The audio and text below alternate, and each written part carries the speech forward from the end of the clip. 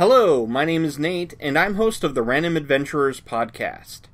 I'm here to help you come to understand the world of Exalted with a series of short videos. Each video in this series will cover a different topic and give you an easy-to-digest portion of the game's lore and the world setting of Exalted so that you can better come to understand this wide and interesting world. I'm not affiliated with Onyx Path or White Wolf, and my reading of the lore, while attempting to be free of personal bias and interpretation, is still subject to them. While I am presenting a summation of content found in the core book, it is worth bearing note that this video, and others in its series, are not endorsed by Onyx Path, White Wolf, or CCP. In this video, I'll be giving you a brief overview of the history of this world, as well as an understanding of how conflict shaped the world of creation and continues to do so in the present era. The prehistory. The first battle for creation was fought by the Titans, powerful beings, makers of gods and worlds, who fashioned creation. They had their own objectives in doing so, which I'll cover later, but for now, know that creation was made for a self-serving purpose and for their amusement. First, though, they had to win the right for creation to exist, and the Titans fought off the fair folk to make that happen. These battles were fierce, but largely one-sided because reality itself believed the Titans could not be killed, therefore they could not be beaten. The invincible Titans then created the gods to manage their world for them so that they could go enjoy themselves. But they treated the gods poorly, and oftentimes made their lives hard, treating them as little more than slaves. The gods felt compassion for a new mortal race that had emerged upon the face of the world, humans. Humans were given to the Dragon Kings to manage. The Dragon Kings were the first mortal species created by the Titans. Humans resented the alien Dragon Kings. The gods, in their trouble, had an empathizer named Autochthon, who was scorned and hated among the Titans, so he chose to help the gods when they decided to have a revolution. The hard part was the gods could not harm their creators directly. There was no weapon they could fashion and wield directly against them. So Autochthon developed the blueprints for the Exalted, and gave those to the gods to be their weapons. The Exalted were made from the race beloved of the gods, humanity. And humans were thus empowered by the gods to give them the ability to overcome the Titans. The sun created 300 solars in total to be his champions. Luna, his mate, created 300 lunar to be the soulmates of the solars. And the 5 maidens of fate made a total of 100 advisors to help them and to act as their spies. The sun then had his beloved mate Luna seduce the Titan Gaia and win her to their side.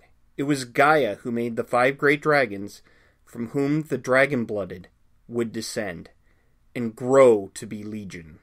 The true purpose of the Exalted was, of course, hidden from the Titans, and the Exalted were trained in secret on how to do battle against the rulers of the world. The Titans never saw it coming. Reality never saw it coming. When the first Titan was killed, reality could not figure out what to do with a dead Titan. After all, a Titan shouldn't be able to die. Therefore, there should be no dead Titan. And in turn, this created a cosmic divide-by-zero error, and the universe created the underworld and shunted the dead Titans there. In that place, the ghosts of the dead Titans rule under a new name, the Neverborn. Eventually, the gods' champions won creation from the Titans, and the remaining living Titans came to be called Yozi, fallen from the grace of what they were before, mutilated and locked into a special prison made by inverting the body of their emperor, Malpheus, and sealing them in his body. The gods went off and enjoyed the diversions of the Titans, and put the Exalted in charge. In particular, they put the Solars in charge. because the Solars were created by the king of the gods. Surely they'd be like him. As it turns out, going into the Golden Age and usurpation, the answer was no. No, they weren't. The Solars became corrupted by their own power. And perhaps by a curse laid down by the Neverborn as they were dying. As they say, power corrupts, and absolute power corrupts absolutely. And Solars are the embodiment of absolute power. They treated their allies poorly, so the Dragon-Blooded and the Sidereal plotted to overthrow the Solars. This became known as the usurpation, and once again we see that direct conflict affects the ownership of creation. And this takes us into the age known as the Shogunate.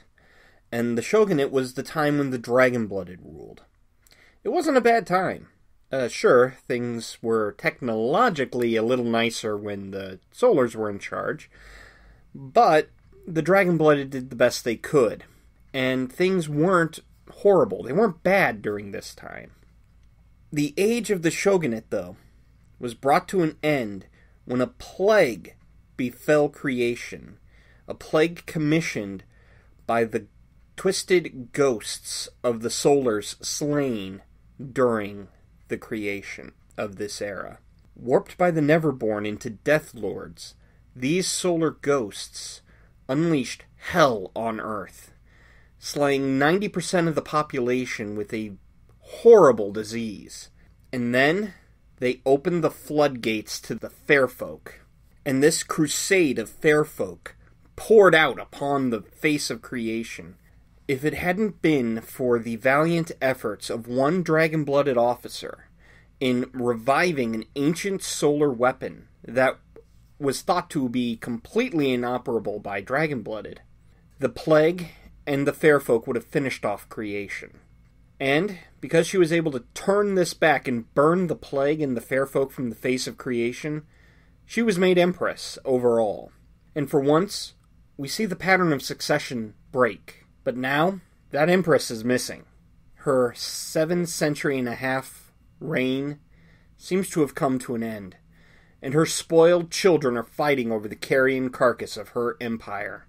This is your world, a world of conflicts, whether they be fought with words, politics, or swords. How will your conflicts shape creation?